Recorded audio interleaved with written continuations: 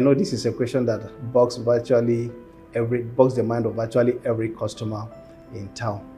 We are in the business of electricity distribution. That's purely what we do, and that's why we are called distribution company. We only distribute electricity. So perhaps a little enlightenment will help here, in the sense that our customers out there should know that we do not generate electricity, neither do we transmit it, because these are the other components of electricity power supply chain. You discover that you have the generation companies that generate this electricity, like the Kainjis, the Shiroros, the Kashimbila close to us here in Taraba, the Jebas, the Egbin, depending on the source of energy, whether it is hydro, that is water, or it is gas or thermal, that is heat. Then you have the other component of it, which is the transmission. While these generating companies generate this electricity, you have the other ones that transmit this electricity. So the transmission company is a link between the generators and the distributors. But the distributors, like you know, are the ones at the end of the supply chain. That's the discourse now. In this case, we, like YEDC. But in all of this, there is an aggregation of this power supply that once generated, it is being aggregated in a pool and then shared among the different distribution companies in the country. YEDC has a share in this electricity that is being generated. So what is our share? Perhaps that's the question you ask. But it's not just the share, but you now ask, the next question is, what is our demand? What do we want so that we can give to our customers? And then what can we get from the from the pool of this electricity that we can give our customers? Our demand as a disco is over 200 megawatt of electricity. But what happens? We get less than 100 megawatts of this electricity. Now you can imagine we get literally like 50% of that. So what does that mean? It means that our customers out there will not get this electricity as they will want to get. So we resort to what we call load shedding and rationing of this electricity. But don't forget that recently, our regulator, because the power industry is a regulated industry, we have a regulator out there that regulates the activities of the entire sector, from the generation to the transmission to the distribution. We, at the end, we are being regulated. So what do? We do all our operations within the confines and the dictates of this regulation. Sometimes these regulations are being enforced in the form of orders. They are being enforced in the form of directives from the regulator. So recent market arrangement and rearrangement so to what we call banding of clusters of customers. Customers are being banded. They are banded to us, the distributors of this power, because it is a loan that we are going to pay in the long run as a disco, but the customer is free. So this is what happens. There are incidences and cases of customers complaining that they don't have meters before now. So there are so many metering schemes that were put in place, such as the recent one, which is called the MAP, is called MAP, M-A-P, the Meter Asset Provider Scheme, where a customer who wants to meter his premises, meter his business area, will willingly go and pay for this meter. So that scheme is still in place. Okay? That scheme is still in place, and this rep metering is also in place. So the two are running concurrently. So this is what happens. You discover that the metering scheme started with band A. So the other bands have not been considered yet. But in the coming days, we are going to start with the other bands, band B, band C, and the rest of them. But we are running these two metering schemes concurrently. So this metering scheme wants to take care of those that may not want to wait for our own, right? If you do not want to wait for our own metering scheme, you can now opt for MAP. You go and pay for that meter to be installed for you. So that's why these two are running concurrently. Now, talking about estimated billing, like I said, we do not actually want to do it. But because of how the sector is at the moment, that's why we have been compelled to do estimated billing. So, but what happens? There's a methodology that has been developed by our regulator, that's Nigerian Electricity Regulatory Commission, that if you are going to bill a customer based on estimate, a customer who does not have meter, this is the methodology to follow. This is what you should do. And they say it's clearly spelled out how to do it. And that is what we follow. What we do as much as possible when it comes to billing of a customer is to be as transparent as possible. Where a customer discovers that his billing is not transparent for him, he can walk up to us and tell us to explain to him what is happening to his bill he's not satisfied with. And we can walk him through how the bill is arrived at. So that is what we do. So as much as possible, this method billing is a methodology that has been put in place by the regulator, and we follow it strictly to ensure that there's that transparency between us and our customer out there.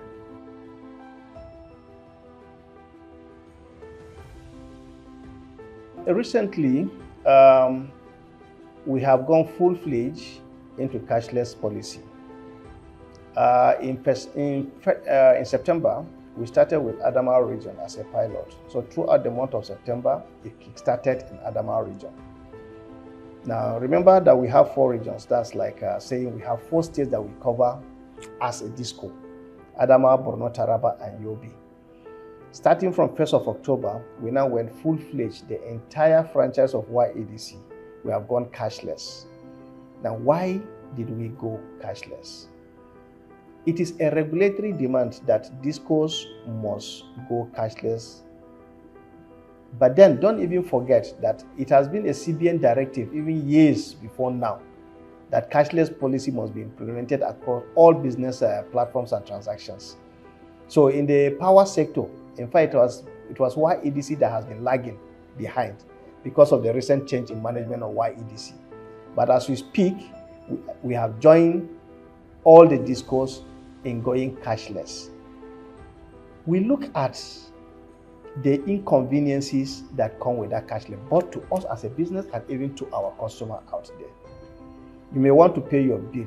You are a resident maybe at Barracks Road. You have to travel all the way, maybe to our office here, or look for our nearby office to go and pay your bill. Or you want to buy units. You have to move all the way from, let's say, Numa Road and come to our office to come and buy.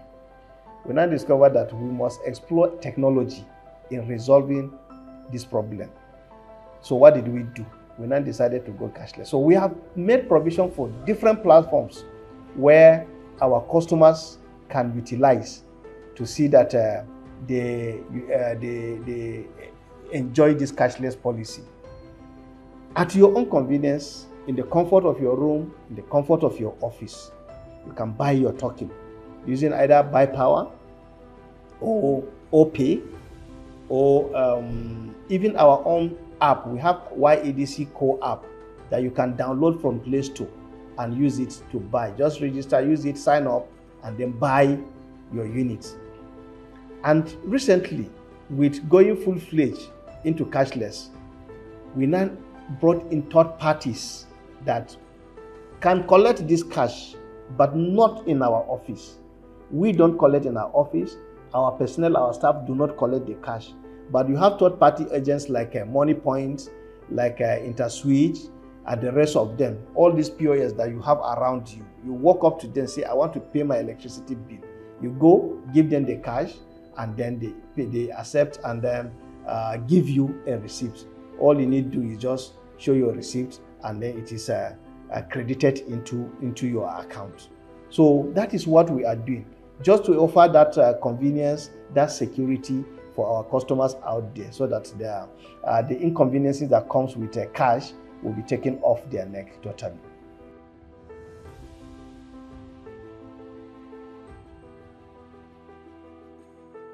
I think our customers out there should know that there has been this long neglect of the power sector.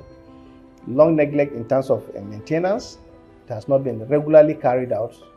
Not even only the ones they see, there are other equipments that actually have been neglected, like the transformer you mentioned, that have not been maintained for years. Then you talk about the lines as well. You see the lines sagging, you see the posts leaning, you see the cross arms bending and all that. These are things that you see every day on our network. But I can tell you that we are turning around this gradually. It's something that takes time. It's a work that cannot be done within a day, that cannot be done within a year. You can imagine this power sector has been in existence for like 50, 60 years, yet no investment to maintain this infrastructure was made. But now, we cannot do that magic within 2 years, 3 years. But I can tell you the present management of YEDC is doing everything, investing to see that these networks that you're talking about are maintained. These transformers that you mentioned that need replacement, need upgrade, they are replaced, they are upgraded, they are maintained. Even the lines you are talking about, in some few weeks' time, we are going to do what they call total rehabilitation of the 30 kV meter line and all the associated 11 kV feeders. It's going to start. Customers will see how their lines are going to be standardized with standard poles and with standard conductors that we call reclink cables. They will see them in no distant time from now. There are plans to achieve that. Once we are able to do that massive rehabilitation around the metropolis, we will then make inroads to other parts of the franchise as well to see where ultimately supply to our customers will be stabilized. Customers will have more reliability. So what at the end of the day we look forward to is customer paying for the services they enjoy. That is what we are looking at ultimately, because it's going to be a massive investment. And of course, anybody that invests will want to see return on that investment. So once that is done, we expect to see stability in the supply to our customers and customers actually having an experience of their lifetime when it comes to electricity supply. By and large, beyond even the supply, these infrastructures are actually exposed to a lot of security risk, particularly exposed to vandals. See, a lot of vandalism have taken place within even this Jamaica metropolis. For example, one of my business units here that is called Jambutu. As we speak, over 13 transformers have been vandalized. If you go to Yola town, for example, over 5 transformers have been vandalized. If you come to Jamaica, we are talking about over 10 transformers vandalized. And these are actualities that happen every day. So what do? We partner with the communities around these transformers, the communities where these transformers serve, to ensure that they should put an eye on these transformers to see that if they see anything, like we always say, you see something, you say something. If they see anything that they are not satisfied with, they are not comfortable with, if they see anybody around these installations and they are not convinced that this person is our personnel, they can quickly get across to us and we'll see how we can deal with that situation. So we expect our customers, we call on our customers as well to see that they put an eye on these installations. Where anything is going foul, they should draw our attention to it. Not just even this vandalism, like what you did. A situation where they see any leaning poles, for example, anything that could be hazardous, they should call our attention to it. Yes, with camera phones around these days, just snap and share it with us. We'll send our men to see how we can arrest the situation.